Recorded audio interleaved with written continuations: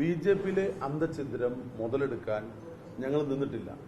ഒന്നാമത്തെ കാര്യം, വർഗീയ നിലപാടുമായിട്ട് മുന്നോട്ട് പോകുന്ന ഒരു പാർട്ടിയായിട്ട് സന്ധി ചെയ്ത് പലപ്പോഴും ഇവരുമായിട്ടൊക്കെ ആശയവിനിമയം നടത്തിയിട്ടുണ്ട്. അവരെ ബി.ജെ.പി വിട്ടുവരാൻ തയ്യാറാണെങ്കിൽ, വർഗീയ നിലപാടുകൾ മാറ്റാൻ തയ്യാറാണെങ്കിൽ, ബി.ജെ.പിയുടെ ആശയങ്ങളിൽ അഭിപ്രായ വ്യത്യാസം ഉണ്ടെങ്കിൽ രണ്ട് കൈ നീട്ടി സ്വീകരിക്കും എന്ന് ഞങ്ങൾ പരസ്യമായി പറഞ്ഞിട്ടുണ്ട്.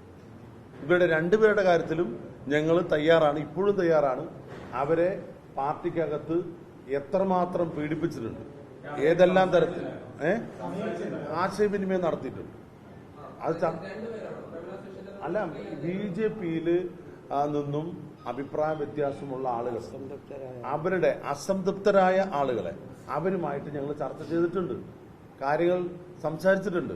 പക്ഷെ അവരും പാർട്ടി വിട്ടിട്ട്, ഇത്രയും കാലം ഞങ്ങൾ പാർട്ടി തന്ന സ്ഥാനമുണ്ട്, ഞങ്ങൾക്ക് പാർട്ടിയോട് വലിയ ആദരവുണ്ട്. ഇവിടെ ചില ക്ഷുദ്ര ശക്തികളാണ് പാർട്ടിക്ക് വിരുദ്ധമായി നിൽക്കുന്നത്. അതുകൊണ്ട് പാർട്ടിയല്ല കുറ്റക്കാരെന്ന് അവർ പറയുന്നു. അതുകൊണ്ട് ഞങ്ങൾ ആരെയും നിർബന്ധിക്കാനോ ചാക്കിടാനോ അല്ലെങ്കിൽ മറ്റൊരു ജനാധിപത്യ വിരുദ്ധമായ രീതിയിലോ അതിന് ശ്രമിച്ചിട്ടില്ല. അവർക്ക് സ്വാഗതം.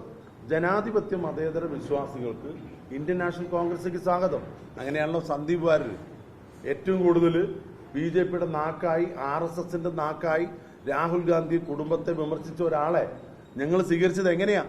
ആ നിലപാടുകളൊക്കെ തെറ്റായിപ്പോയി, അത് സദയം മാപ്പാക്കണം എന്ന് പറഞ്ഞുകൊണ്ടാണ് അദ്ദേഹം തിരുത്തിയപ്പോഴാണ് കോൺഗ്രസിലേക്ക് സ്വീകരിച്ചത്.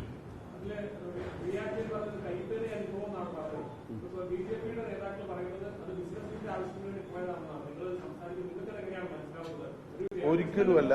ആ ചെയർപേഴ്സൺ, നിങ്ങൾ ഇരുന്ന് നോക്കിയോ, അവര് ചെയർപേഴ്സണായിട്ട് ഇരുന്ന സമയം മുഴുവൻ ഏറ്റവും കൂടുതൽ നഗരസഭയ്ക്കകത്ത്, നഗരസഭാ കൗൺസിലിൽ പ്രതിഷേധവും പ്രക്ഷോഭവും നടത്താൻ കഴിയാത്ത സാഹചര്യം സൃഷ്ടിച്ചതിൽ മുൻപന്തിയിൽ ബി.ജെ.പിയാണ്.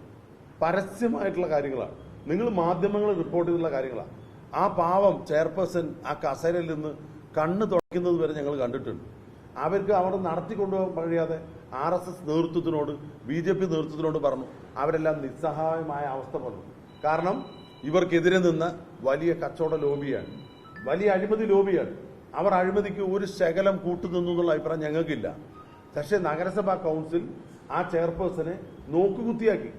അവരെ ഒന്നും ചെയ്യാൻ കഴിയാതെ അന്നത്തെ ഭരണം, അന്നത്തെ മറ്റ് ആളുകൾ ഏറ്റെടുത്തു. ഇവരെ കൊണ്ട് പിന്നെ നമ്മുടെ സാധാരണ പറയുന്നത് പോലെ തുമ്പിയെ കൊണ്ട് കല്ലെടുപ്പിക്കുകയായിരുന്നു. കാരണം പാർട്ടിയുടെ തിട്ടൂരം പറഞ്ഞുകൊണ്ട് അവരെ ഇവർ ക്രൂശിക്കുകയായിരുന്നു. അതുകൊണ്ടാണ് അവർ രാജിവെച്ചത്. അതാണ് അവർ കഴിഞ്ഞ ദിവസം തുറന്നു പറഞ്ഞത്.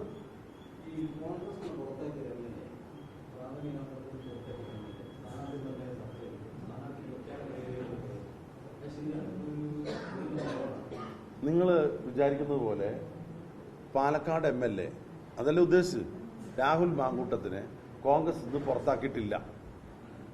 കോൺഗ്രസിന്റെ പ്രാഥമിക അംഗത്വത്തിൽ നിന്നും അദ്ദേഹം പുറത്താക്കിയിട്ടില്ല. അദ്ദേഹം UDFന്റെ MLA ആണ് ഇന്നും. എന്താണ് നടപടി? ആ നടപടി എന്തെന്നറിയാതെ ചില പത്രമാധ്യമ സുഹൃത്തുക്കൾ രാഹുലിന്റെ പിന്നാലെ ഓടുകയാണ്. എന്തിനാണ് ഈ ഓട്ടം? അദ്ദേഹം UDFന്റെ MLA ആണ്. താൽക്കാലികമായ നടപടിയാ സസ്പെൻഷൻ. സസ്പെൻഷൻ എന്ന് പറഞ്ഞാൽ നിങ്ങൾക്കറിയാം, ഒരു നിശ്ചിത കാലയളവിൽ പാർട്ടിയുടെ നടപടിയാണ്. അദ്ദേഹത്തെ പാർട്ടിയിൽ നിന്ന് പുറത്താക്കിയിട്ടില്ല. അദ്ദേഹത്തിന് UDFന്റെ MLA ആണ്. അദ്ദേഹത്തെ അതെ ഡിസ്മിസ് ചെയ്യാന്ന് പറഞ്ഞാൽ, പുറത്താക്കാന്ന് പറഞ്ഞാൽ അവരുമായിട്ട് ഒരിക്കലും കോൺഗ്രസിന്റെ പ്രവർത്തകർ ബന്ധപ്പെടില്ല. സസ്പെൻഷൻ കാലാവധി കഴിഞ്ഞിട്ടില്ല. പക്ഷെ സസ്പെൻഷനിലായ ഒരു വ്യക്തിയെ ഔദ്യോഗിക പരിപാടിയിൽ ഒന്നും പങ്കെടുപ്പിക്കുന്നില്ല. ഞങ്ങളിവിടെ എത്ര ചർച്ച നടത്തി, ജില്ലാ കോൺഗ്രസ് കമ്മിറ്റി ഓഫീസിൽ ഏതെല്ലാം ചർച്ച നടത്തി.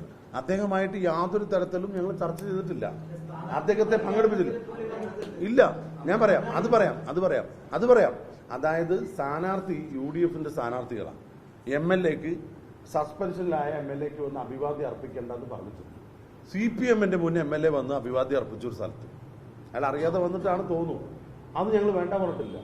മറ്റേതെങ്കിലും പാർട്ടിക്കാരും സ്ഥാനാർത്ഥിയെ അഭിവാദ്യം ചെയ്താൽ, പിന്തുണയ്ക്കുന്നു പറഞ്ഞാൽ അത് സ്വീകരിക്കുന്ന ജനാധിപത്യ വ്യവസ്ഥിതിയാണ് കേരളത്തിലുള്ളത്.